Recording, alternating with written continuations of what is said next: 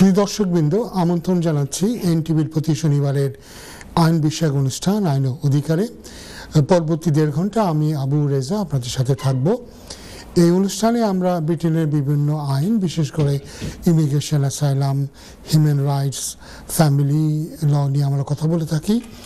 আপনারাও এই অনুষ্ঠানে আমার সাথে শরীক হতে পারেন।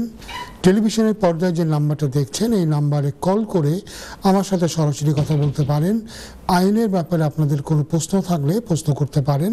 আমার যথাসাধ্য সম্ভব আপনাদেরকে উত্তর দিতে চেষ্টা করব।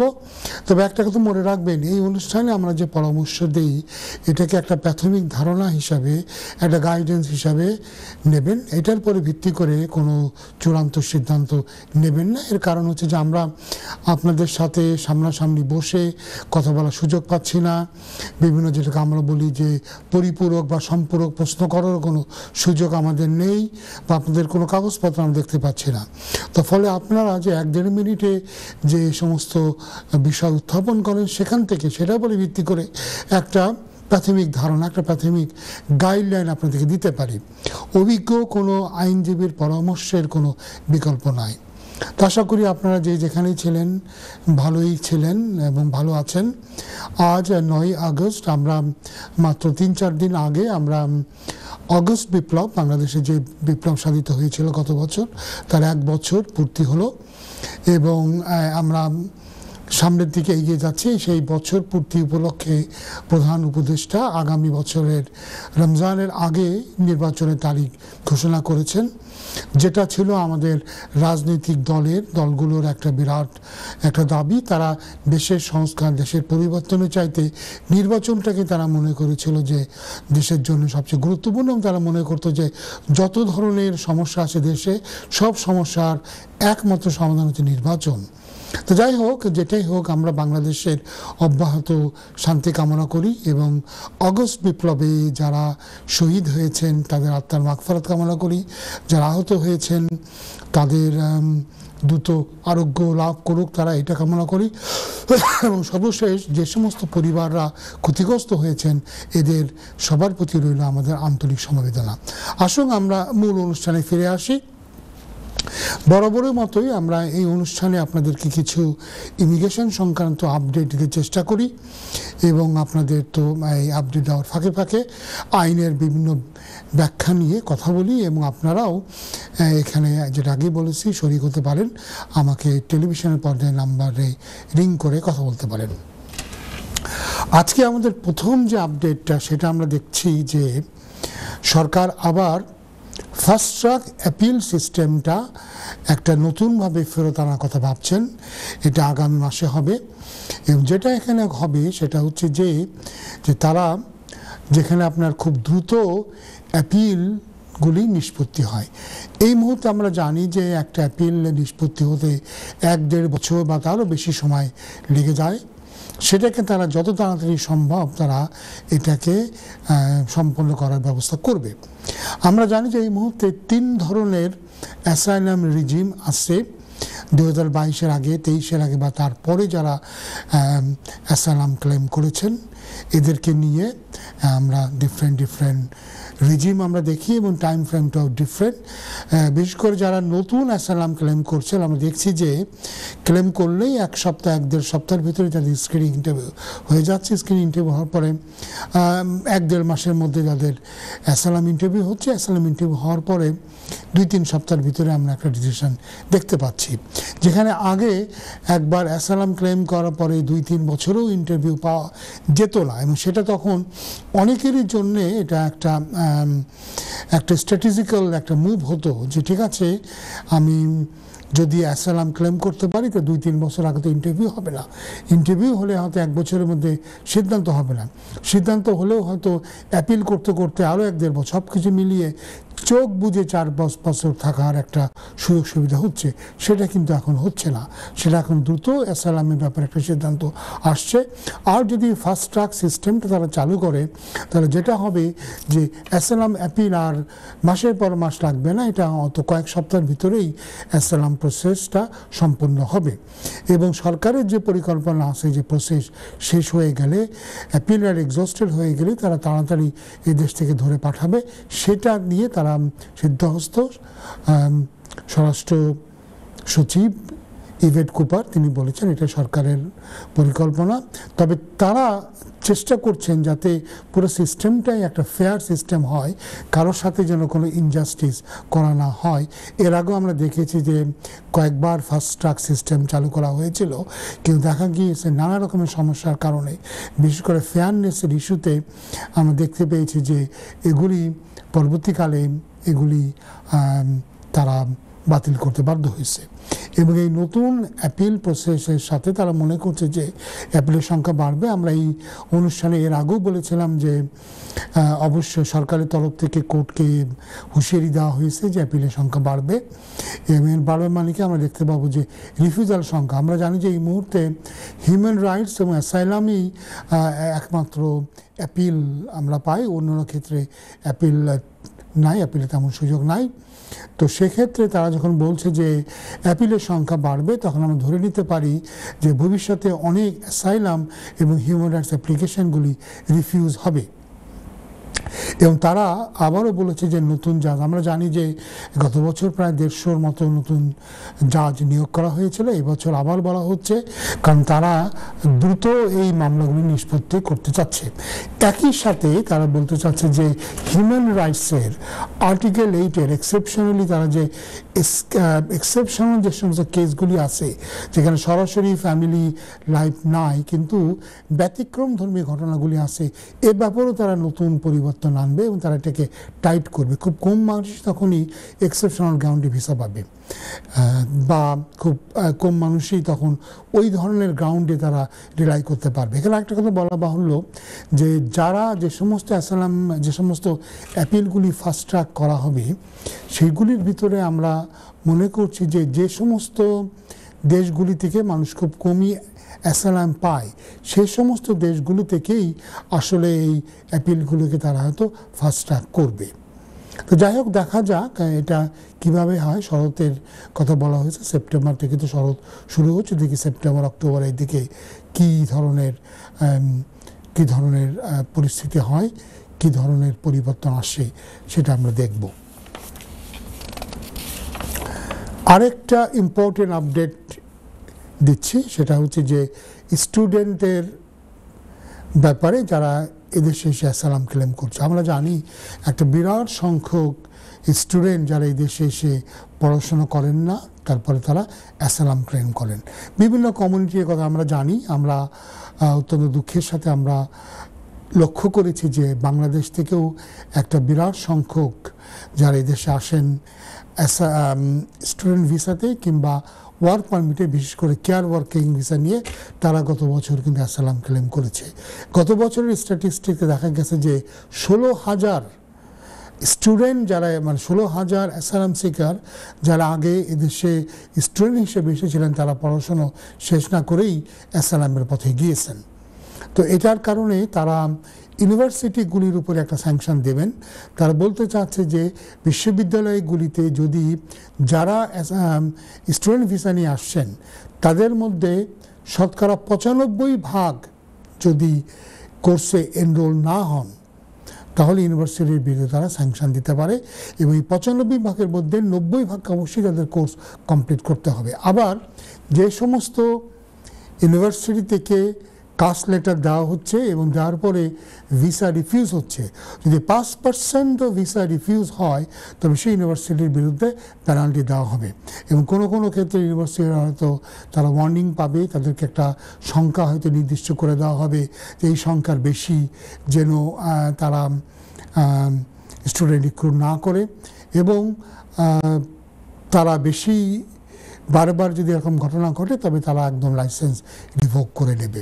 এই মুহূর্তে আমরা জানি যে লন্ডন মেট্রোপলিটন ইউনিভার্সিটি, আপনারা অনেকেই জানেন যে লন্ডনে ছাত্রছাত্রীর সংখ্যার দিক দিয়ে বোধ করি লন্ডন মেট্রোপলিটন লন্ডন বিশ্ববিদ্যালয়গুলোর মধ্যে সবচেয়ে বড় বিশ্ববিদ্যালয়। সেই লন্ডন মেট্রোপলিটন তারা সম্প্রতি ঘোষণা করেছে যে তারা বাংলাদেশ থেকে আর স্টুডেন্ট রিক্রুট করবে না। এর কারণ হচ্ছে যে একটা সিগনিফিক্যান্ট একটা বিরাট সংখ্যক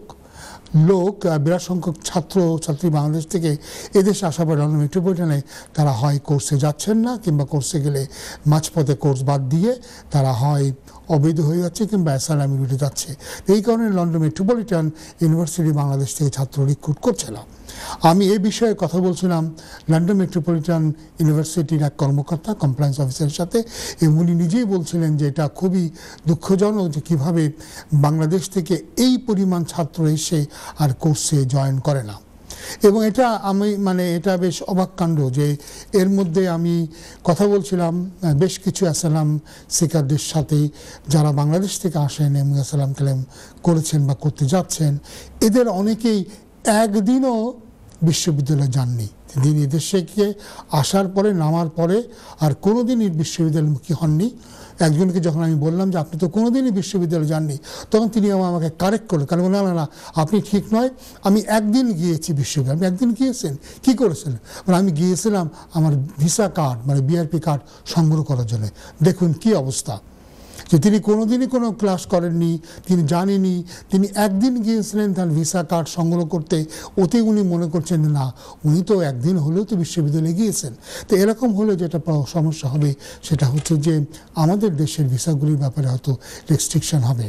সুখের বিষয় যে এই মুহূর্তে তারা যে 3টে দেশকে টার্গেট করেছে সেটার মধ্যে আমরা বাংলাদেশ নাই, আমরা বলতে পারি পাকিস্তান, নাইজেরিয়া আর শ্রীলঙ্কা, এই 3টি দেশকে তারা টার্গেট করেছে। তারা বলছে যে এদেশ থেকে স্টুডেন্ট যারা আসে তাদের একটা বিরাট অংশ কিন্তু তারা পড়াশোনা না করে অ্যাসাইলামে রুটে যাচ্ছে। জানি না কবে বাংলাদেশও এই তালিকায় যুক্ত হবে, কারণ আমরা জানি যে একটা সিগনিফিক্যান্ট নাম্বার বাংলাদেশ থেকে যারা আসছে দেশে পড়াশোনা না করে তারা অ্যাসাইলামের পথে যাচ্ছে। গত বছরের স্ট্যাটিস্টিক্স অনুযায়ী আমরা বলতে পারি এদেশে 7,32,285 জন বিদেশি ছাত্রছাত্রী পড়ছিল, এবং তারা যে ফি দিচ্ছে এই ফি কিন্তু বিশ্ববিদ্যালয়ের ইনকামের 25%। তো বিদেশি স্টুডেন্টের উপরে কিন্তু ইউনিভার্সিটির একটা বিরাট খরচটা ডিপেন্ড করে। কিন্তু তারা যদি এভাবে, সেখান থেকে আমরা দেখলাম যে 16,000 গত বছর অ্যাসাইলাম ক্লেম করেছে, যদিও স্ট্যাটিস্টিক অনুযায়ী তারা খুব একটা সিগনিফিক্যান্ট নয়। 7,32,285 ভিতরে 16,000 স্টুডেন্ট অ্যাসাইলাম ক্লেম করলে এই পার্সেন্টেজটা হয় মাত্র 2,000। তো তবুও এটা একটা সিগনিফিক্যান্ট ব্যাপার হচ্ছে, এবং এই ব্যাপারে তারা যেটা করবে অদূর ভবিষ্যতে ভিসা দেওয়ার আগে অনেক বেশি চেকিং হবে। তারা দেখবে, চেকিং করবে, তাদের ব্যাংক স্টেটমেন্ট দেখবে, এমনকি তাদের ফেসবুক, তাদের সোশ্যাল মিডিয়াতে তাদের অ্যাক্টিভিটিস তারা দেখবে, এবং দেখবে এই স্টুডেন্টটা কতটা জেনুইন। আমরা আরেকটা আপডেট এখানে দেই। আমরা জানি, আমরা এর আগের প্রোগ্রামে আমি বলেছিলাম যে ফ্রান্সের সাথে একটা চুক্তি স্বাক্ষর হয়েছে। এই চুক্তির মাধ্যমে তারা কি করবে, যে ফ্রান্স থেকে একজনকে এদেশে আসতে দেবে এবং এদেশ থেকে একজনকে ফ্রান্সে পাঠাবে। তো যার এদেশে ফ্যামিলি আছে বা রিজন আছে, সেরকম কেউ যদি ফ্রান্সে থাকে তিনি অ্যাপ্লাই করলে এদেশে আসতে পারবেন, এবং এদেশে যারা ইলিগালি চ্যানেল ক্রস করে এদেশে এসেছেন এমন কাউকে তারা ফ্রান্সে ফেরত পাঠাবে, যেটাকে আমরা বলি 1 in 1 out। এরকম একটা কর্মসূচি তারা নিয়েছে। একজন কলার বুঝে যুক্ত হচ্ছেন, দেখি কথা বলি। হ্যালো কলার। আসসালামু আলাইকুম। ওয়ালাইকুম আসসালাম, বলেন কলার, কি করতে পারি? হ্যাঁ, আমি একটা জিনিস জানতে চাচ্ছি আপনার কাছ থেকে প্লিজ। আমার একটা কেস 20 ইয়ার্স করব। সরি কি আছে? সরি আমি কথাটা শুনতে পারি। আপনি কি আছে কোর্টে? 20 ইয়ার্স রুটে আচ্ছা একটা কেস করব। তো আমার 2008 আমার একটা কেস ছিল, আমি 3 মাস জেলে ছিলাম। তো আমার এখন কি 3 মাস যে জেলে ছিলাম এর জন্য কি আমি 20 ইয়ার্স হওয়ার পরে আরো 3 মাস পরে কেস করব, না 3 মাস? না, আপনার যেহেতু 3 মাস, আপনি 3 মাস জেলে ছিলেন, এটা আপনি ডিক্লেয়ার করবেন। আমার ধারণা আপনার এই সেন্টেন্সটা এটা এক্সপেন্ড হয়ে গেছে, তো শুধুমাত্র এইটার জন্য তারা আপনাকে হয়তো আটকেবে না। যেটা হইতে পারে তারা বলতে পারে এই 3 মাসের সময়টা এটা ডিসকাউন্ট হবে। তারা বলতে পারে এই 3 মাসের জন্য আপনার ব্রেক হয়ে গেছে, এটা তারা বলতে পারে। তো আমি কি 3 মাস আরো অপেক্ষা করব না? আপনাকে 3 মাস তো করতে গেলে আপনাকে 2008 থেকে আপনাকে আবার 20 বছর করতে হবে, তাই না?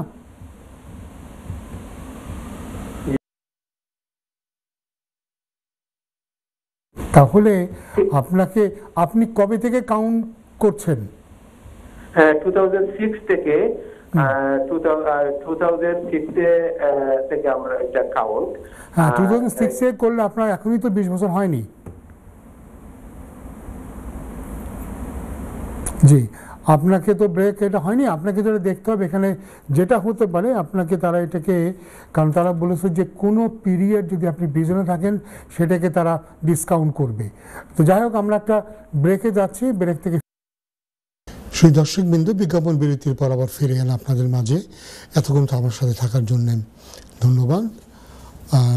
আমরা বিরতির আগে কিছু আপডেট দিচ্ছিলাম এবং কলও নিচ্ছিলাম। তো আজকের যে সর্বশেষ আপডেট এটা দেই, আমরা গত অনুষ্ঠানে কিন্তু বলেছিলাম যে আর্টিফিশিয়াল ইন্টেলিজেন্সের মাধ্যমে আনঅ্যাকম্পানিড যে সমস্ত চাইল্ড যারা এই দেশে আসে, বাচ্চা, তাদের বয়সকে নিরূপণ করার একজন কলার যুক্ত হচ্ছেন, দেখি কে আছেন। হ্যালো কলার।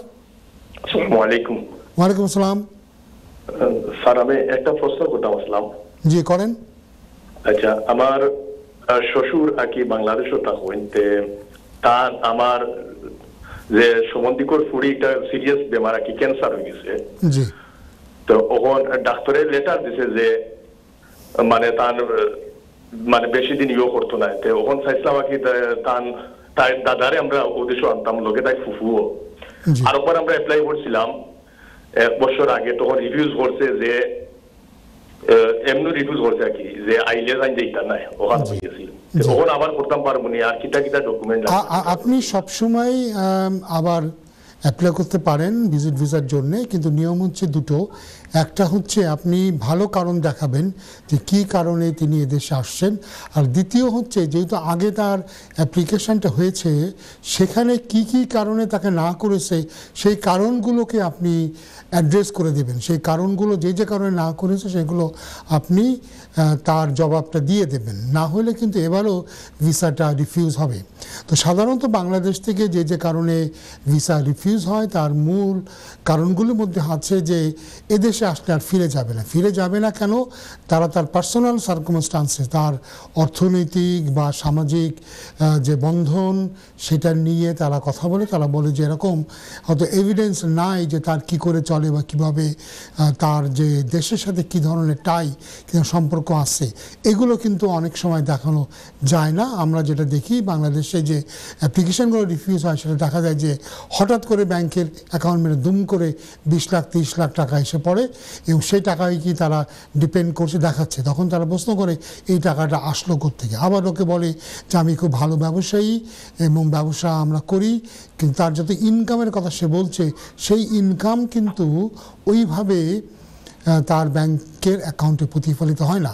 আরেকটা যেটা আমরা দেখতে পারি বাংলাদেশ থেকে অ্যাপ্লিকেশনগুলির সবচেয়ে বড় ত্রুটির মধ্যে আছে যে কোনো কভার লেটার দিয়ে ব্যাখ্যা করা থাকে না। আমাদের দেশে হয়তো ব্রিটেনের মতো যেভাবে মানুষ প্রতিটা পাই পয়সা তারা ব্যাংকে গিয়ে জমা করে বিজনেসের, সেটা কিন্তু বাংলাদেশের কনটেক্সটে হয় না। তো এই সব কিছু কিন্তু ভালো করে ব্যাখ্যা করে দেওয়া দরকার। বা বিভিন্ন যে সম্পর্ক আছে সম্পর্কের কথাও কিন্তু ঠিকমতো বলা হয় না, সম্পর্কের প্রমাণও দেওয়া হয় না। তো ফলে দেখা যায় যে অ্যাপ্লিকেশন ভালোভাবে করলে হয়তো হওয়ার সম্ভাবনা ছিল, কিংবা হয়তো জুডিশিয়াল রিভিউ থেকে চ্যালেঞ্জ করলে হয়তো এটা সাকসেসফুল হতে পারতো। হোম অফিস আগে ডিসিশন উইথড্র করে ভিসা দিত, কিন্তু ঠিকমতো অ্যাপ্লিকেশনগুলো না করার জন্যে আমরা দেখি যে একটা high number of application refuse করে। আবার যেমন ধরেন যে অ্যাপ্লিকেশনের ভিতরে কোনো কারণ নাই, এই নাই, হঠাৎ করে একজন এদেশে আসবে, যে যেমন এমন একটা ভদ্রলোক যিনি বাংলাদেশের একটা প্রত্যন্ত অঞ্চলে থাকেন, যিনি বড় কোনো শহরও কোনো দিন দেখেননি, তার হঠাৎ করে তিনি আসলেন, তিনি বিলাত দেখতে আসবেন। তো এখানে মানুষ সন্দেহ করবে যে লোকটা কোনোদিনই দেশের বাইরে তো দূরের কথা, দেশের ভিতরে রাজধানী বা বড় কোনো শহর দেখেনি, সে লোকটা কেন হঠাৎ করে ইংল্যান্ড দেখতে আসবে। এবং তাও দেখা যায় অনেকে হয়তো সপরিবারে আসতে চাইবে, তখন তারা মনে করবে যে এই লোকটা বোধহয় সপরিবারে বিলাতে যাচ্ছে আর ফিরে না যাওয়ার জন্যে। তো আমরা দেখেছি যে যেহেতু আমাদের দেশ থেকে ভিজিট ভিসাতে আসার পরে ফিরে যাওয়ার সংখ্যা পার্সেন্টেজটা সিগনিফিকেন্টলি লো, তো সেই হিসাবে তারা কিন্তু সন্দেহ করে। তবে যদি আপনি সবগুলো জিনিস ঠিকমতো কভার করতে পারেন, তার এদেশে আসার কারণ, ভ্রমণ করার কারণ, ভ্রমণের খরচ কোত্থেকে আসবে, তার নিজের কি ব্যক্তিগত কি সমস্যা আছে, কি কারণে আপনি মনে করেন যে তিনি দেশে ফিরে যাবেন, এটা দেখিয়ে দেশে তার কে আছে না আছে, অন্য কোনো দেশে তার যাওয়ার অভিজ্ঞতা আছে কি না, এসব কিছু দেখে যদি আপনি ভালো করে ব্যাখ্যা করে বলেন, তবে আপনার ভিসা পাওয়ার সম্ভাবনা অনেক বেড়ে যাবে। ধন্যবাদ। Thank you. আসসালামু আলাইকুম। হ্যালো কলার। কলার, ওয়ালাইকুম আসসালাম। হ্যালো। হ্যাঁ হ্যালো, বলেন, শুনছি। জি, আমার একটা প্রশ্ন। আমার একটা ছেলে, মানে আমি ব্রিটিশ, জি। আমার একটা ছেলে বাংলাদেশ থেকে, মানে তার বয়স হয়েছে 2 বছর। তো তার মায়ের আমার রাইকে বাংলাদেশ থেকে অ্যাপ্লাই করেছিল ব্রিটিশ পাসপোর্টের লাগে, জি জুনের 3 তারিখ 2025। জি তো তারা জুনের 12 তারিখ তারা ইমেল দিয়ে আবার তার মার কাছে জানাইছিল যে আরো কিছু কাগজপত্র দেওয়ার লাগে। তখন আমিও বাংলাদেশে ছিলাম। তখন বাংলাদেশ থেকে এসে আমি ওই কাগজপত্র বাংলাদেশ থেকে আনিয়ে আমি ও দেশেও স্পেশাল ডেলিভারি যে আমি চার্জে তারা পাইছি। এখন পর্যন্ত তারা কোনো কিছু জানাই নাই। তাহলে এটা অবস্থাটা কি? আপনি ওদেরকে ইমেল করতে পারেন। ওদের আপনার ওয়েটিং টাইম হচ্ছে 8 মাসের মতো, 8 থেকে 9 মাস সময় নেয়। তার আগেও হতে পারে, পরেও হতে পারে। আপনি তাদের বোধহয় অফিস হচ্ছে বেলফাস্টে, আপনি বেলফাস্টে লিখতে পারেন, ইমেল করতে পারেন। তাদের অফিস হচ্ছে, আমার যতদূর মনে হয় তাদের অফিস হচ্ছে বেলফাস্ট। আমি তাদের অফিসে ফোন করেছিলাম, তারা বললো যে মার নামে অ্যাপ্লাই করছে। আমার রাইট, ঠিক আছে, মা অ্যাপ্লিকেশন করছে, ওই জন্য ওনারা মাকে চায়, ওনার মার লগে মা তো আর এখানে নেই বাংলাদেশে। জি, তো যেটা হতে পারে তারা তার মাকেও ইন্টারভিউতে কল করতে পারে ফোনে, বা আপনাকেও এখানে ভিক্টোরিয়াতে যেতে বলতে পারে যে আপনাকে তারা ইন্টারভিউ নিতে পারে, তারা ডিএনএ টেস্টের জন্য বলতে পারে। তো তারা, এটা সময় লাগে, এটা ধরেন যেটা বললাম অ্যাভারেজ টাইম হচ্ছে 8 থেকে 9 মাস। এর মধ্যে তারা আপনার সাথে কন্ট্যাক্ট করবে এবং আপনাকে হয়তো বা ইন্টারভিউতে কল করবে বা নাও করতে পারে। আর আপনার যেটা হতে পারে, তারা আবার আপনাকে ডিএনএ দেওয়ার জন্য বলতে পারে। তো আপনি ওদেরকে ইমেল করতে পারেন। ওদের অফিস হচ্ছে বেলফাস্টে ইমেল করতে পারেন। ওনাদেরকে আমরা ইমেল করেছি, ওনারা ইমেলে কোনো কিছু জানায় নাই। হ্যাঁ, ইমেল আবারও করেন। আপনি ওকে সময় দিতে হবে। ইমেল করলে যে 4th উইক তারা জমা করবে, রেসপন্স না, 4 থেকে 6 সপ্তাহ আপনি ওয়েট করতে হবে, কারণ অনেক ধরনের কোয়েরি তারা পায়, কিন্তু তারা দেয়, এবং পুরো প্রসেসটা হতে 8-9 মাস মতো সময় নেয়। ওকে, থ্যাংক ইউ। ওয়েলকাম। হ্যালো কলার, কে আছেন? বলতে কলার। হ্যালো, আসসালামু আলাইকুম। ওয়ালাইকুম আসসালাম। পারিস্টার সাহেব, আমি একটু আগে ফোন করছিলাম, জিনিসটা বুঝি না। আমি 2006 এ দেশে আসছি। জি জি, যেটা আমি আপনাকে বলেছি সেটা হচ্ছে কি, এই যেখানে দুটো জিনিস আছে। একটা হচ্ছে যে আপনার রেসিডেন্সের ভিতরে যে টাইমটা আপনি জেলে ছিলেন, সেই টাইমটা তারা কিন্তু করবে, আপনার কি বলে, ডিসরিগার্ড করবে। তো সেই জন্যে আপনাকে হয়তো এই টাইমটা পুরো ধরতে হবে। আর আপনি তো 2026-এর আগে তো 20 বছর আপনার এমনিতেই পুরা হচ্ছে না। এটা হচ্ছে 1 নম্বর পয়েন্ট।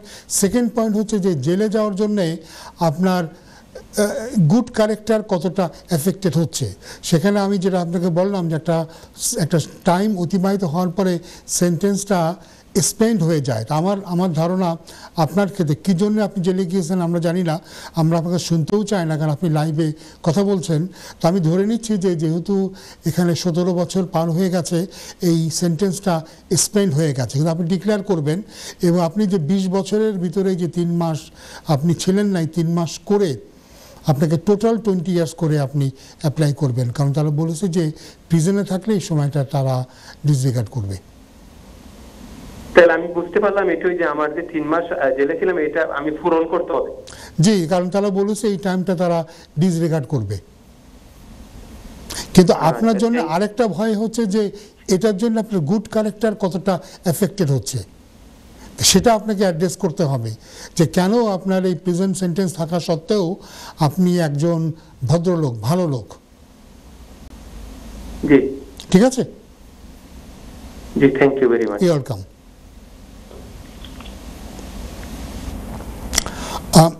আমরা আবার ফিরে যাচ্ছি আমাদের আলোচনায়। আমরা এর আগের অনুষ্ঠানে বলেছিলাম যে হোম অফিস আর্টিফিশিয়াল ইন্টেলিজেন্সের সাহায্য নেবে বাচ্চাদের বয়সকে নিরূপণ করার জন্যে।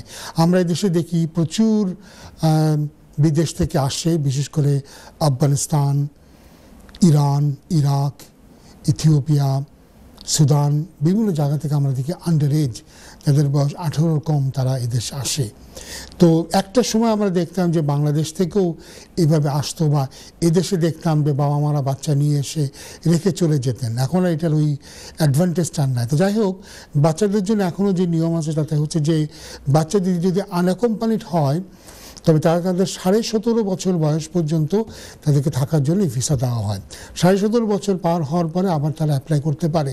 যদিও আমরা জানি যে এই অ্যাপ্লিকেশন করার পরে এটার রিফিউজালের কিন্তু রেট অনেক হাই। আর বাচ্চাদের ক্ষেত্রে আমরা দেখেছি যে অনেক ক্ষেত্রে আনঅ্যাকম্পানিড বাচ্চা হলেও কিন্তু ভিসা দেয় না। তারা বলে যে তাদের ফ্যামিলিকে ট্রেস করা যায়।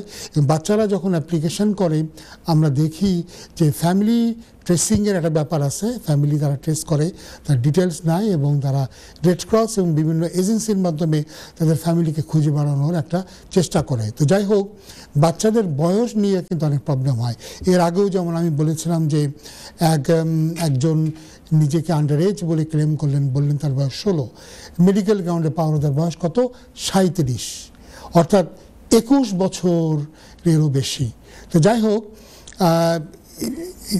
এত বড় ডিসক্রিপেন্সি খুব কম হয়। সবচেয়ে যে প্রবলেমটা হয় বর্ডার লাইন, যদি কারো বয়স হয় 16 থেকে 19-এর ভিতরে, এখানে কিন্তু অনেক সময় কাউকে অ্যাডাল্ট বলে মনে হতে পারে, আর অনেক অ্যাডাল্টকে আন্ডার এজ বলে মনে হতে পারে। এসব ক্ষেত্রে আমরা দেখি যেটা হয়, একটা হচ্ছে হোম অফিস তাদের নিজের একজন সিনিয়র কেস ওয়ার্কার বাচ্চাকে দেখে, তার ফেস, তার ডেমিনা দেখে যদি সে মনে করে যে বাচ্চাটা আন্ডার 18 অথবা ওভার 18, এটা সে দিতে পারে। আর কি হতে পারে, বেশিরভাগ ক্ষেত্রে আমরা দেখি যে সোশ্যাল সার্ভিস থেকে তার একটা এজ অ্যাসেসমেন্ট করা হয়। এরপরে আমরা দেখেছি যে যখন অনেক সময় চ্যালেঞ্জ করা হয়, কোর্টে নেওয়া হয়, তখন আমরা একজন বাচ্চাদের ডাক্তারকে দিয়ে বাচ্চাদের এজকে অ্যাসেস করা হয়। তো হোম অফিস আর্টিফিশিয়াল ইন্টেলিজেন্সের মাধ্যমে বাচ্চাদের এজ অ্যাসেসমেন্টের একটা প্রস্তাব রেখেছিল, যেটাকে আমরা দেখতে পাচ্ছি হিউম্যান রাইটস ওয়াচ তার কঠোর সমালোচনা করেছে। তারা বলেছে যে এটা আসলে একটা সঠিক পদ্ধতি নয়, কারণ নর্মালি এটা যাদের বয়স 25 বা 25-এর কম তাদের ক্ষেত্রেই আর্টিফিশিয়াল ইন্টেলিজেন্স ব্যবহার করা হয়। যারা খুবই ইয়াং, এদের পরে এটা এখন পর্যন্ত প্রয়োগ করা হয়নি। এবং এটা দিলে এটা খুবই ক্রুয়েল এবং এটার ফলে খুব হয়তো খারাপ একটা ফলাফল আসবে। তো জানি না হিউম্যান রাইটস ওয়াচ, তারা খুবই বড় মানবাধিকার সংস্থা, তাদের এই কমপ্লেন, তাদের এই প্রতিবাদ এরা কতটা গ্রহণ করবে। তো এই ছিল আজকে আমাদের আপডেট। আমরা বেশ কতগুলো কথা বললাম। এটা আমাদের কমিউনিটির জন্য যেটা ইম্পর্টেন্ট সেটা হচ্ছে আমরা দেখতে পাচ্ছি যে অ্যাসাইলামের একটা বিরাট অংশ বা প্রোটেকশন ক্লেমের একটা বিরাট অংশ আমরা আশঙ্কা করছি যে এগুলি প্রত্যাখ্যাত হবে, অ্যাপিলের সংখ্যা বাড়বে এবং অ্যাপিলগুলিকে ফাস্ট ট্র্যাক করার একটা চিন্তাভাবনা নিচ্ছে, বিশেষ করে সেই সমস্ত দেশগুলি থেকে যেখান থেকে তারা মনে করছে যে এই দেশগুলি মোরালেস সেফ। তো সেখান থেকে তারা হয়তো আসলে তারা হয়তো এই কেসগুলিকে, অ্যাপিলগুলিকে ফাস্ট ট্র্যাক করবে। আরেকটা কথা যেটা নিয়ে আমরা বললাম সেটা হচ্ছে যে হিউম্যান রাইটসের এক্সেপশনাল সার্কামস্টান্সেস বলে যে একটা ব্যতিক্রম ধর্মীয় যে সমস্ত কেসগুলো হতো, যেখানে আর্টিকেল 8-এর ওয়াইডার ইমিগ্রেশনের বাইরে গিয়ে ওয়াইডার যে ইমপ্লিকেশন, সেই তার বৃহত্তর পরিসরে এটাকে কনসিডার করে আমরা দেখতাম অনেকে ভিসা পেতেন, সেটা ভবিষ্যতে অনেক সীমাবদ্ধ হয়ে যাবে এবং সেখানে হয়তো আমাদের অনেকেই যারা হয়তো আগে পেতে পারতেন তারা বঞ্চিত হবেন, সেটা আমরা দেখতে পেলাম। আর আমরা দেখতে পেলাম ইউনিভার্সিটিগুলোর উপরে যে ধরনের খড়গ অস্ত্র নেমে আসছে, সেই খড়গ নেমে আসার কারণে বিশ্ববিদ্যালয়গুলি কিন্তু বিভিন্ন দেশ থেকে, বিশেষ করে আমাদের কমিউনিটিদের বাংলাদেশ থেকে বিভিন্ন ক্ষেত্রে আমরা দেখব যে স্টুডেন্ট ভিসা নিয়ে আসা অনেকটা কঠিন হয়ে যাবে। আমরা যখন দেখতাম যে খুব সহজেই, যেখানে দেখা যেত বাংলাদেশেই বিভিন্ন পাবলিক বিশ্ববিদ্যালয়গুলিতে সুযোগ পাওয়া খুব কঠিন, সেখানে দেখতাম যে ওই ধরনের স্টুডেন্টগুলি তারা সহজেই এদেশে আসতে পারতেন। তারা ফাইন্যান্স দেখিয়ে তারা আসতে পারতেন এবং অনেক ক্ষেত্রে আমরা দেখেছি যে ইংলিশ ল্যাঙ্গুয়েজ টেস্ট না দিয়েও তারা কাজ পেয়েছেন। সেখানে কিন্তু এখন কঠিন হয়ে যাচ্ছে, কারণ ইউনিভার্সিটিগুলো নিজেদের স্বার্থে নিজেরা পেনাল্টি এড়ানোর জন্যে তারা হয়তো অ্যাডমিশন দেবে না। এবং আমরা জানি যে লন্ডন মেট্রোপলিটন তারা এই মুহূর্তে বলেছে তারা বাংলাদেশ থেকে কাউকে রিক্রুট করবে না, যেটা অবশ্যই দেশ হিসেবে, জাতি হিসেবে আমাদের জন্য একটা খুবই অপমানজনক ব্যাপার। আমরা এখনও জানি যে বাংলাদেশ থেকে অনেকেই জেনুইনভাবে এদেশে আসতে চান, পড়াশোনা করতে চান, দেশে ফিরে বা বিদেশে থেকে দেশের এবং পরিবারের ভবিষ্যৎকে উজ্জ্বল করতে চান। তাদের অনেকেই কিন্তু ক্ষতিগ্রস্ত হবেন। তো আজকে আমরা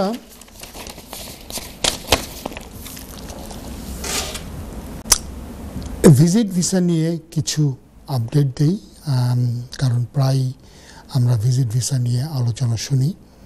এবং আজকেও একজন জানতে চেয়েছিলেন যে উনি একজনের জন্য অ্যাপ্লাই করবেন, তার ভিসা আগে একবার রিফিউজ হয়েছিল, এবার আবার উনি অ্যাপ্লাই করবেন।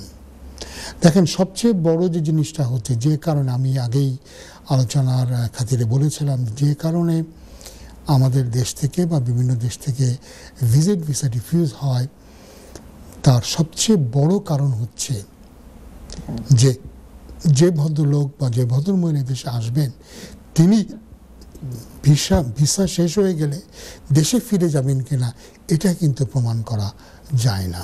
এটা নিয়ে অনেকবারই আমরা কথা বলেছি, আমারও বলি, যেটা খুবই ইম্পর্টেন্ট, যেটা দেখানো, শো করানো, যিনি আসবেন তিনি ফিরে যাবেন। খালি মুখে বললে হবে না যে তিনি ফিরে যাবেন। এখন ফিরে যাওয়ার মতো তার কী কারণ আছে, আইনের ভাষায় কি ইনসেন্টিভ আছে, সাফিসিয়েন্ট ইনসেন্টিভ, ফিরে যাওয়ার মতো তার রিজন আছে কিনা। সেক্ষেত্রে তখন আমরা কি করি, তার পার্সোনাল, তার ব্যক্তিগত অবস্থা দেখি, তিনি কি করতেন, তিনি কি কাজ করতেন, তার কি ধরনের ব্যবসা বাণিজ্য বা সহায় সম্পত্তি আছে, পারিবারিক সম্পর্কই বা তার কেমন আছে। এবং বাংলাদেশ থেকে যদি একজন সিঙ্গল 22-23 বছরের একজন যুবক, যিনি বাংলাদেশে প্র্যাকটিক্যালি কিছুই করতেন না, এরকম একজন যদি দেশে আসতে চান, তারা সন্দেহ করবে যে এই যুবকটা আর দেশে ফিরে যাবে না। কিংবা ধরেন আপনি বলতে চাচ্ছেন যে একজন মহিলা আসবেন, তিনি তার 14 বছরের এক মেয়েকে নিয়ে দেশে আসবেন, তারা ধরে নেবে ওই 14 বছরের মেয়েকে এই ভদ্রমহিলা যাওয়ার সময় দেশের রেখে যাবেন। এর কারণ আছে যে অতীতে এভাবে বহুত আমাদের দেশ থেকে বা আরও পাকিস্তান বা আরও দেশ থেকে এরকম মানুষ এসেছে, বাচ্চা নিয়ে এসেছে, বাচ্চাকে রেখে চলে গেছে কোনো দূর কোনো সম্পর্কের কোনো আত্মীয়র কাছ থেকে। এভাবে প্রচুর এদেশে ঘটনা ঘটেছে। তো সেই সমস্ত কারণে তারা কিন্তু সন্দিহান, তা জানতে চাইবে যিনি আসবেন তার কি ধরনের সহায় সম্পত্তি বা কী ধরনের তিনি কাজ করেন। অবশ্যই আমি জানি, আমরা এখনও দেখেছি যে বাংলাদেশে যারা ভালো বলতে আমি বলতে চাচ্ছি যে খুব উল্লেখ করার মতো কোনো পেশা, আমি কোনো পেশাকেই ছোট হিসেবে দেখছি না, কিন্তু আমরা দেখতে পারি যে একজন খুব ব্যবসায়ীর চাইতেও যদি একজন বিশ্ববিদ্যালয়ের শিক্ষক হন, বিশ্ববিদ্যালয়ের শিক্ষকের ইনকাম কিন্তু অনেক কম, কিন্তু তবু একজন বিশ্ববিদ্যালয়ের শিক্ষকের ভিসা পাওয়ার সম্ভাবনা অনেক বেশি। একজন কলার যুক্ত হচ্ছেন, আমি কলটা নিয়ে নিই। হ্যালো কলার। ওয়ালাইকুম আসসালাম। আলহামদুলিল্লাহ ভালো আছে, আপনি ভালো? আমার প্রশ্ন জি বলেন। আমি মাফ করবো, আমার বুকে আমার সমস্যা আছে কিছু। আমার প্রশ্ন হ্যাঁ হ্যালো ভাইয়া, আপনার কথা আমি শুনতে পাচ্ছি না, আপনি খুব আস্তে বলছেন, অনুগ্রহ করে একটু জোরে বলবেন। আচ্ছা, আমার একটা প্রশ্ন আপনার কাছে। আমি আমার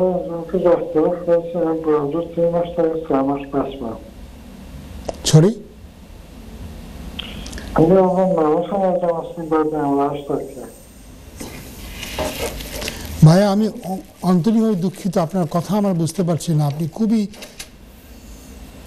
আপনি দেশে ছিলেন? হ্যাঁ, তারপর কি হয়েছে ভাইয়া?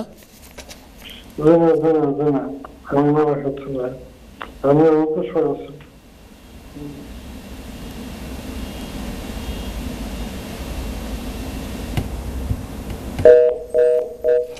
দুঃখিত, কলটা কেটে গেল। আসলে উনি একটু কথা বলতে পারছিলেন না। একটু যদি আপনারা যারা ফোন করবেন একটু অনুগ্রহ করে একটু জোরে বলার চেষ্টা করবেন, আস্তে আস্তে স্পষ্টভাবে বলবেন, কারণ এটা তো অনেকগুলি লাইন ঘুরে আমার কাছে আসছে। সুতরাং এর মধ্যে অনেক প্রবলেম হতে পারে, মেকানিক্যাল প্রবলেম হতে পারে, টেকনিক্যাল প্রবলেম হতে পারে। যাই হোক, একটা ব্রেকের সময় হয়েছে, আজানের ব্রেকের পরে সেই দর্শকবৃন্দ, আজানের বিরতির পর ফিরে এলাম আমাদের সর্বশেষ এপিসোডে।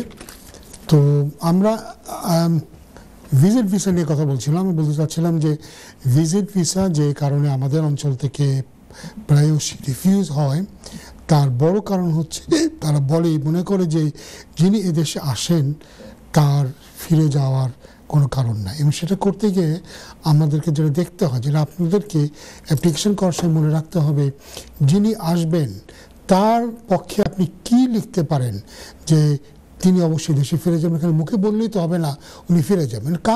কে ফিরে যায়, কার ফিরে যাওয়ার মতো কারণ আছে, যেটা আমি একটু আগে বলছিলাম যে আপনাকে যে প্রচুর পয়সা আর্ন করতে হবে এমন কোনো কথা নাই। আপনার সোশ্যাল স্ট্যান্ডিং একটা বড় কথা। একজন লোক দেখালো তার খুব বড় মুদিখানার দোকান আছে, প্রতিদিন লাখ টাকা আয় হয়, সেখান থেকে যদি আরেকজনকে বলেন ইউনিভার্সিটির প্রফেসর, সেই ইউনিভার্সিটির প্রফেসরের সোশ্যাল স্ট্যান্ডিংটা যেমন, একটা বিশেষ করে প্রতিষ্ঠিত বিশ্ববিদ্যালয়ে একজন শিক্ষক যদি হন, আমি মনে করি তার ভিসা পাওয়ার সম্ভাবনা অনেক অনেক বেশি একজন মুদিখানা দোকানদারের ব্যবসায়ীর চাইতে।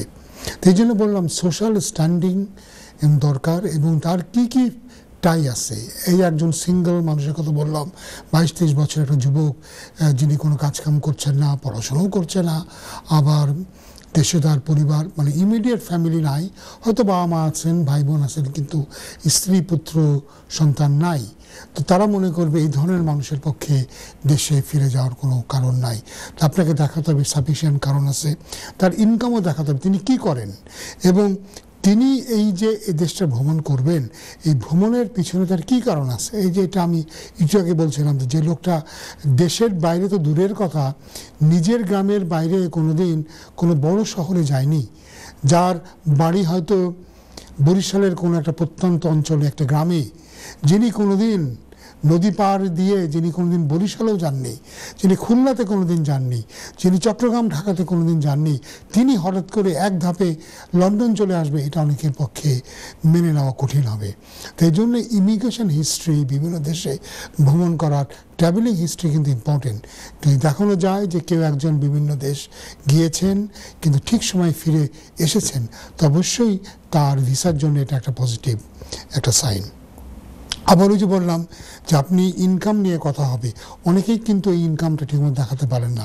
অনেকে বলেন যে উনি খুব ভালো ব্যবসায়ী হয়ে উনি দেখান, এখন ব্যবসায়ী হিসাবে কিছুই দেখাতে পারেন না, ট্যাক্সের পেপারও তেমন ঠিকমতো নাই, ট্রেড লাইসেন্সও নাই, বিজনেসে টাকা কিভাবে আদান প্রদান হয় সেটাও নাই।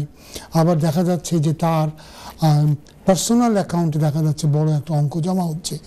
প্রশ্ন হচ্ছে তার বিজনেসের যেখানে ইনকাম হচ্ছে মাসে হয়তো 2 লাখ 3 লাখ টাকা, সেখানে তার পার্সোনাল অ্যাকাউন্টে কী করে 8 লাখ 10 লাখ টাকা আসে।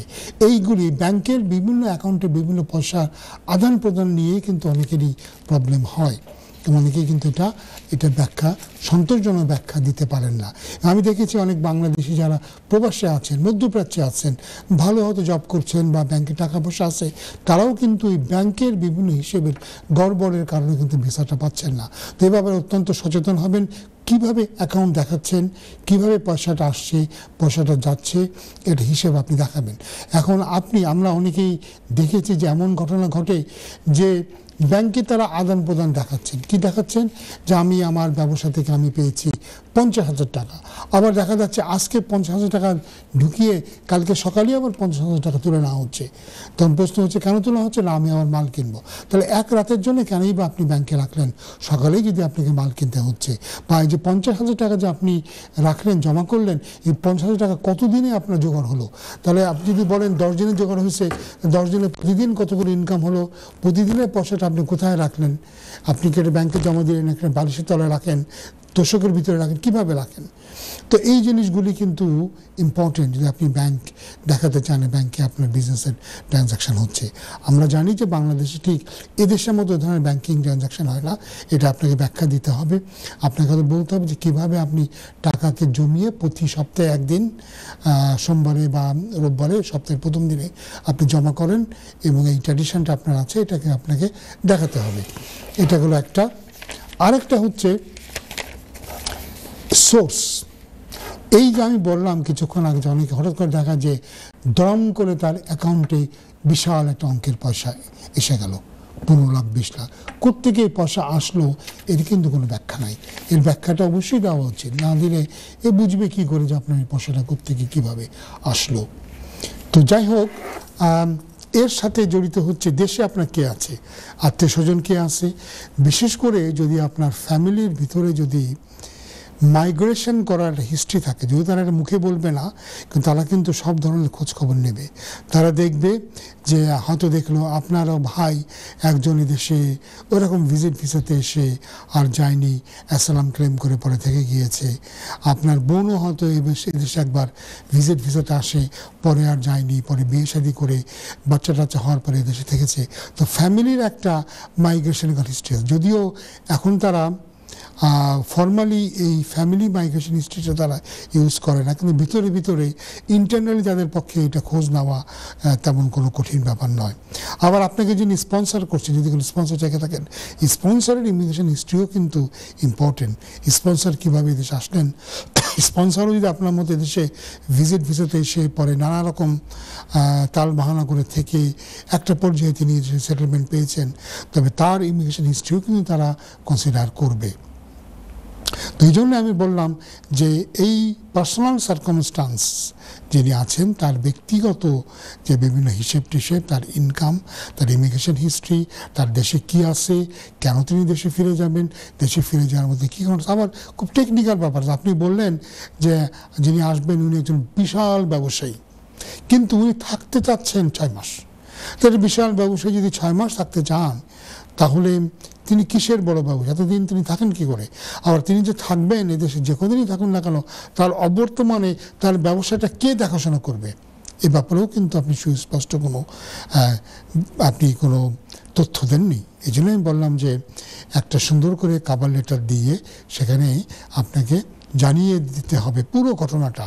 এটা হোম অফিস চাক বা না চাক, অনেক ক্ষেত্রে অনেকেই বলে আমার কাছে তো জানতে চাইনি আমার বাংলাদেশে কে কে আছে। না, ওরা চাইনি, কিন্তু এটা প্রমাণের দায়িত্ব আপনার। আপনাকেই দেখাতে হবে যে কেন আপনি দেশে ফিরে যাবেন, দেশে ফিরে যাওয়ার মতো সাফিসিয়েন্ট রিজন আপনার আছে। ফলে আপনার কে কে আছে, আপনার ফ্যামিলির তালিকা আপনি দেবেন, তাদের সাথে কী সম্পর্ক আছে, প্লাস বিলাতে আপনার কী কী আছে, কোথায় আপনি যাবেন, কি করবেন, কি দেখতে আসবেন। আপনি যদি বলেন যে আপনি বিলাতে 6 মাস থাকেন, 6 মাস আপনি কী করবেন?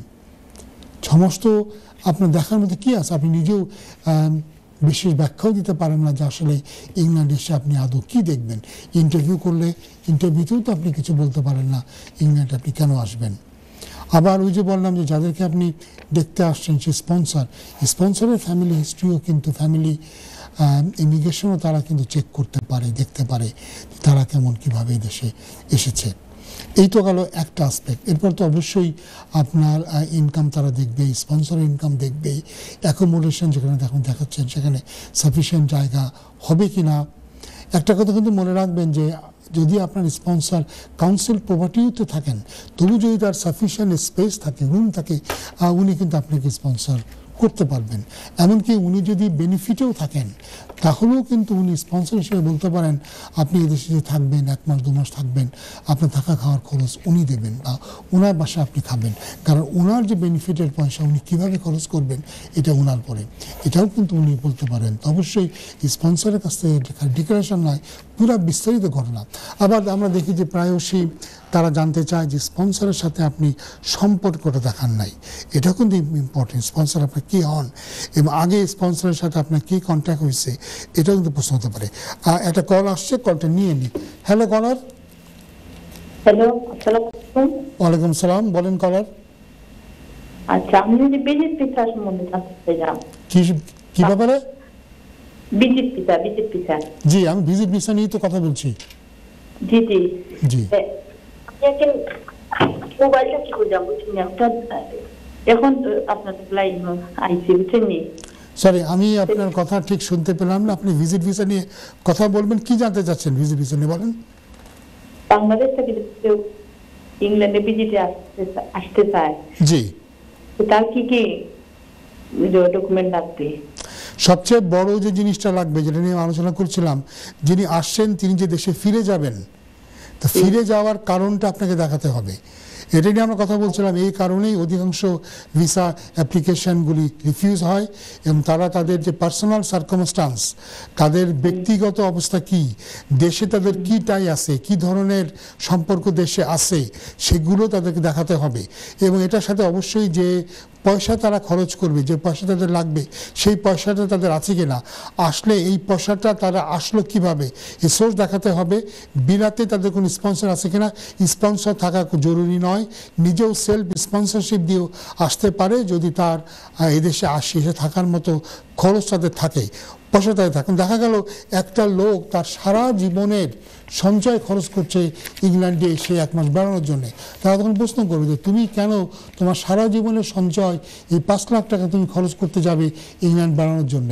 এটা কতটা প্লজিবল, কতটা বিশ্বাসযোগ্য যে তুমি 10 বছর ধরে 5 লাখ টাকা জমিয়েছো, 5 লাখ টাকা এক লহমায় তুমি খরচ করে দেবে ইংল্যান্ড বেড়ানোতে যাওয়ার জন্য। ফলে তার ফাইন্যান্সিয়াল কন্ডিশনটা ইম্পর্টেন্ট এবং তার ওই যে বললাম তার পার্সোনাল সার্কামস্টান্স, দেশে তার কে আছে, কী কারণে তিনি দেশে ফিরে যাবেন। যারা বেকার, যাদের বাংলাদেশে ভালো কোনো পেশা নাই, তাদের জন্য তারা বলবে যে তুমি হয়তো দেশে তুমি থাকবে না, তুমি হয়তো দেশে থাকতে চাইবে, তুমি দেশে ফিরে যেতে চাইবে না।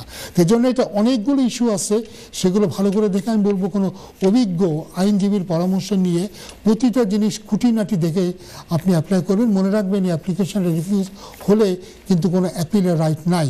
যেটা আছে জুডিশিয়াল রিভিউ, সেটা অনেক ব্যয়বহুল এবং ঠিকমতো অ্যাপ্লিকেশন না করা হলে জুডিশিয়াল রিভিউতে গেলেও কোনো লাভ হবে না। আচ্ছা, বাংলাদেশে যে কত টাকা অ্যাকাউন্টে থাকতে হবে? আবার আপনি বলেছে কত টাকার কোনো কথা নাই, প্রশ্ন হচ্ছে আপনি যদি 1 কোটি টাকাও দেখান, তো টাকাটা আপনি আসতে করতে গেলে আপনি দেখাবেন কিভাবে?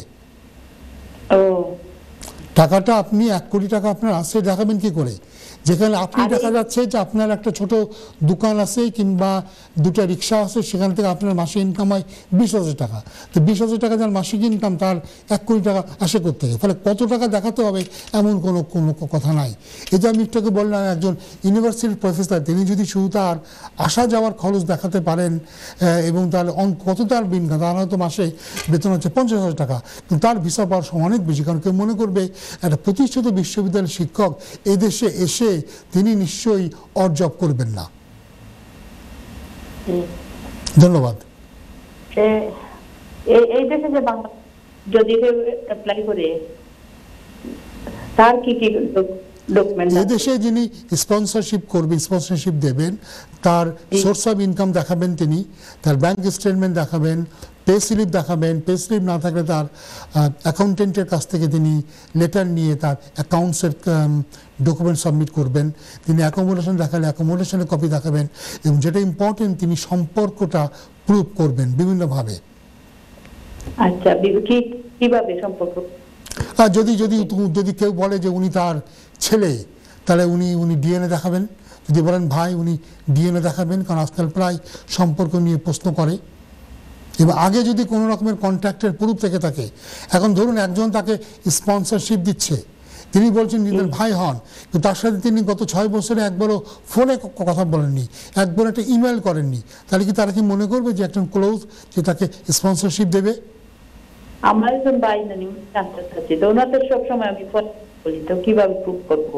হ্যাঁ, তাকে তাহলে আপনাকে দেখাতে হবে তিনি যেরকম কিভাবে তিনি তার সাথে রিলেটেড হন, এটা দেখাতে হবে। তার বিশ্বাস করবে না, অবশ্যই তাকে তার স্টেটমেন্ট দিতে হবে এবং কেন তার সাথে কোনো রকমের সম্পর্কের প্রুফ নাই, কতদিন পর পর তিনি তার সাথে যোগাযোগ করেন, কথা বলেন এবং কেন তিনি তাকে স্পন্সরশিপ দিতে চাচ্ছেন, কেন তিনি তার ব্যয় বহন করবেন, তার দুঃসম্পর্ক আত্মীয়।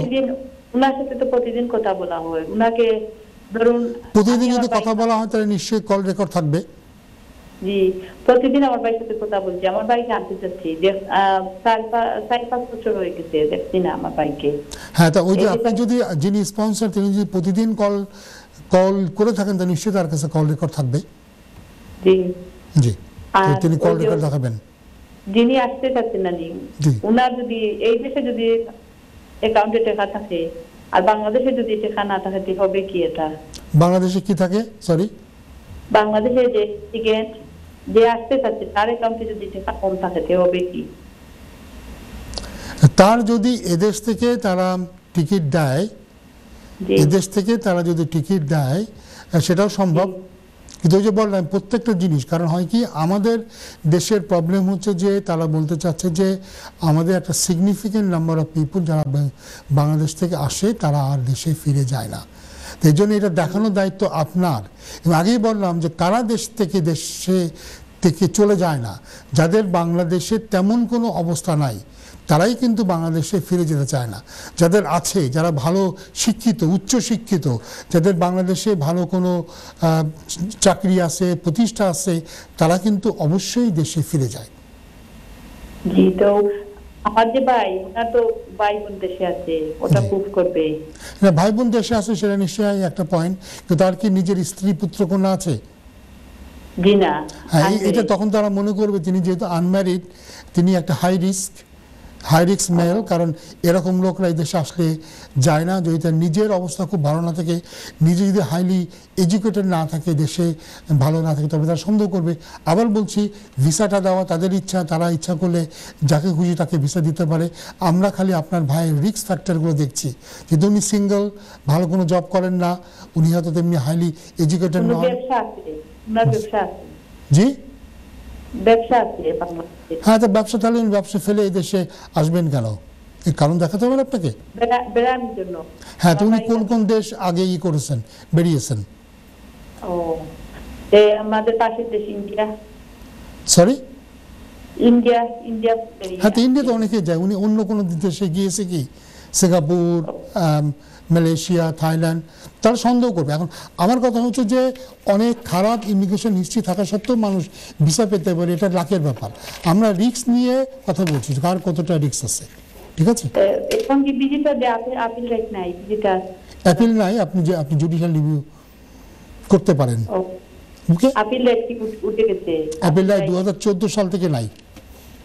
ও, তো যারা সেকেন্ড বার অ্যাপ্লিকেশন করে ওটা কি জুডিশিয়াল দিবি? সরি?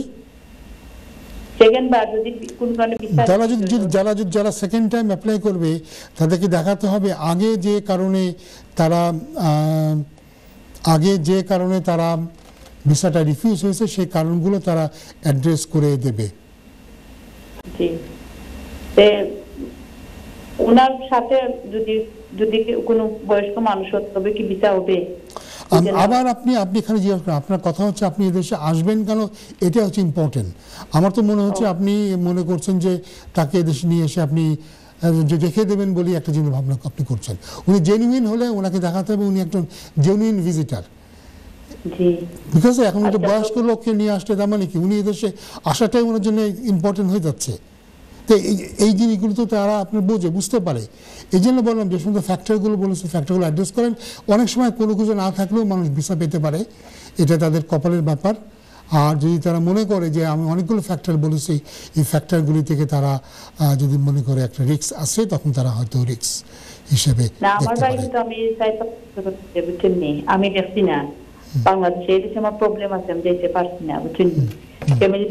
সেটা আপনি বলবেন, আপনার কাগজে বলবেন, বলে তারা যদি বিশ্বাস করে। কারণ দেখা যায় কি যারা এইভাবে আসে এবং তারপরে তারা ফিরে যায় না, তারাও ওরকম বলে যে আমি এসে এক মাসের বেশি থাকবো না, আমি বহুদিন আমার আত্মীয়কে দেখিনি, এরকম ভাবে বলেই আসে। এরপরে তারা কিন্তু দেখা যায় আর 20 বছর আর যায় না, এরপরে দেখা যায় এরকম 20 বছর পরে তারা আবার 20 বছর অ্যাপ্লিকেশন করতে চায়। জি, তো আমার পার্সোনাল প্রবলেম হচ্ছে। জি, হ্যাঁ, তো এরকম কারণ দেখাই মানুষ আসে, কিন্তু তারা তখন আর যায় না। তো এই জন্য আপনাকে ওই ফ্যাক্টরগুলো যেটা বললাম, ফ্যাক্টরগুলো আপনাকে অ্যাড্রেস করতে হবে। তবে এগুলো অ্যাড্রেস না করলেও কপাল ভালো থাকলে ভিসা পেতে পারেন। আর ভিসা যদি রিফিউজ হয় তো এই কারণগুলিতে ভিসাটা রিফিউজ হতে পারে।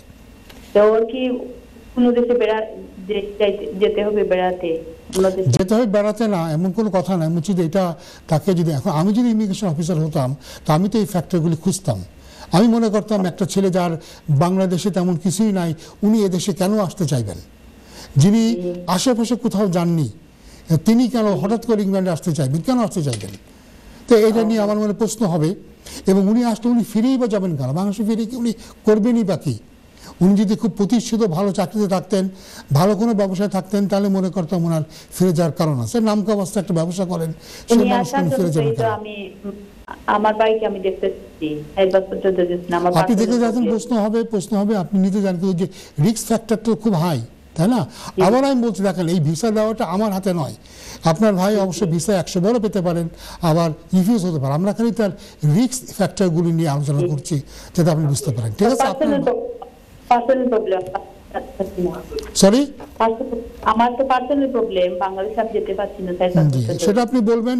যদি তারা মনে করে যে আপনার পার্সোনাল প্রবলেম ইম্পর্টেন্ট, আপনাকে আপনি যেতে পারছেন না, তারা যদি মনে করে। কিন্তু আপনি মনে রাখবেন যে এরকম বহুত পার্সোনাল প্রবলেম দেখিয়ে আমরা এরকম বহুত ঘটনা জানি যে লোকে এখানে এসেছে, বলেছে যে আমার যে এক আত্মীয় তার কিডনি লাগবে, আমি কিডনি ডোনেট করে আমি চলে যাবো, অ্যান্ড কিডনি ডোনেট করবে, অবশ্যই সে ভিসা পেয়েছে। তারপরে সে দেখা গেছে যে 10 বছরেও সে আর ফিরে যায়নি, ওই কিডনি ডোনেট করার নামে এই দেশে এসে আর ফিরে যায়নি। তো যেহেতু আমাদের বাংলাদেশ থেকে তারা মনে করে এর একটা হাই রিস্ক কান্ট্রি, এদেশ থেকে লোক আসলে যায় না। আপনি স্টুডেন্টই দেখেন না কেন, স্টুডেন্টরা এদেশে আসছে, আসার পরে তারা পড়াশুনো করছে না, অ্যাসাইলামের রুটে চলে যাচ্ছে। ওয়ার্ক পারমিট এসে দেখেন, ওয়ার্ক পারমিটে তারা কাজ করছে না, অ্যাসাইলামে যাচ্ছে। এইসব কারণে আমাদের দেশ সম্পর্কে তাদের ধারণাটা ভালো না, ভাবমূর্তি অনেক খারাপ হয়ে গেছে। বাট এনিওয়ে, আমি দোয়া করি যাতে আপনার ভাই ভিসা পান, আপনি ভাইয়ের সাথে দেখা করতে পারেন। আমার আন্তরিক শুভকামনা থাকলো। ধন্যবাদ।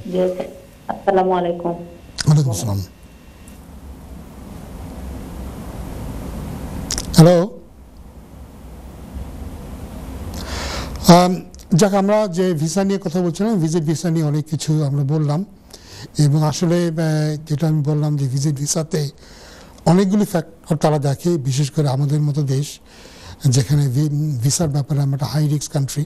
কারণ আমাদের দেশ থেকে আসলে অনেকেই আর ফিরে যায় না, ফিরে না যাওয়ার সংখ্যা অনেক হাই, সিগনিফিকেন্টলি হাই।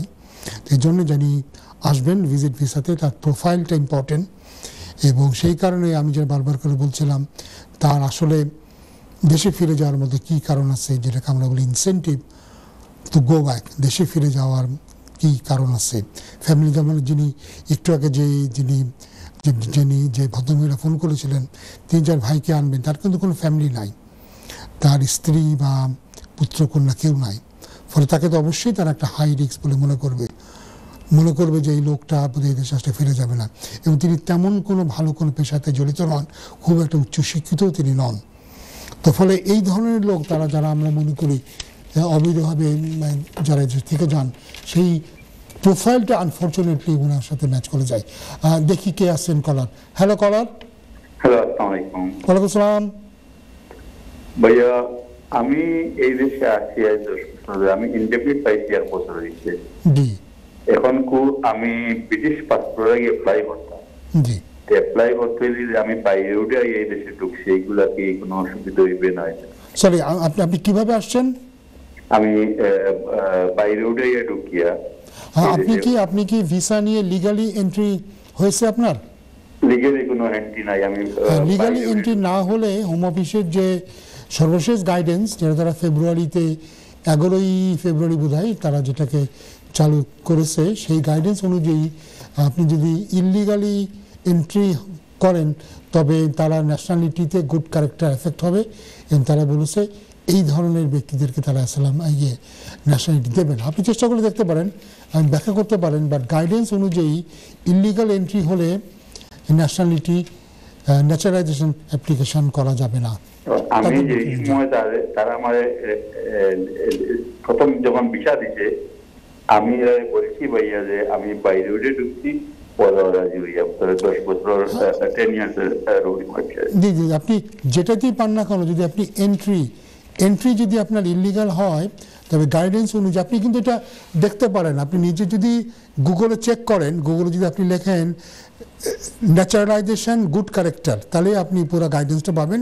এবং গাইডেন্সটা পড়লে আপনি বুঝতে পারবেন যে অবস্থাটা কি। ধন্যবাদ। আসসালাম। যাই হোক, আমরা অনুষ্ঠানের একেবারে শেষ দিকে এসে গেছি। আজকে আমরা বেশ কতগুলি গুরুত্বপূর্ণ আপডেট নিয়ে কথা বললাম। আমরা বললাম যে কিভাবে ফাস্ট ট্র্যাক অ্যাপিল সিস্টেম আবার আসবে, বিশেষ করে অটম থেকে, শরৎকাল থেকে, যেটা সেপ্টেম্বর অক্টোবর থেকে আসবে, এবং তারপরে কিভাবে দ্রুত অ্যাসাইলাম বা হিউম্যান রাইটস অ্যাপিলগুলি নিষ্পত্তি হবে। বিশেষ করে যারা সেফ কান্ট্রিগুলি থেকে এসে অ্যাসাইলাম চেয়েছেন বা প্রোটেকশন চেয়েছেন বা হিউম্যান রাইটসের অ্যাপ্লিকেশন হয়েছে, সে সমস্ত অ্যাপ্লিকেশনগুলি ফাস্ট ট্র্যাক করে খুব দ্রুত তারা একটা সিদ্ধান্ত দিয়ে দেবেন। এবং আমরা আরও বললাম যে যে সমস্ত এক্সেপশনাল সার্কামস্টান্সেস গ্রাউন্ডে আর্টিকেল 8-এ ইমিগ্রেশনে গ্রান্ট হয় বা অ্যাপিল গ্রান্ট হয়, সেখানে অনেক রেস্ট্রিকশন আসবে। আমরা আরও বললাম যে ইউনিভার্সিটিগুলিতে উপরে চাপ আছে যে তাদের 95% স্টুডেন্ট যদি এনরোল না করে বিদেশি স্টুডেন্ট, তবে তারা পেনাল্টি পেতে পারে। 90% স্টুডেন্টকে কিন্তু কোর্স শেষ করতে হবে। যাই হোক, আমরা একদম শেষ মুহূর্তে এসে গেছি। আবার আমরা 5ই আগস্টের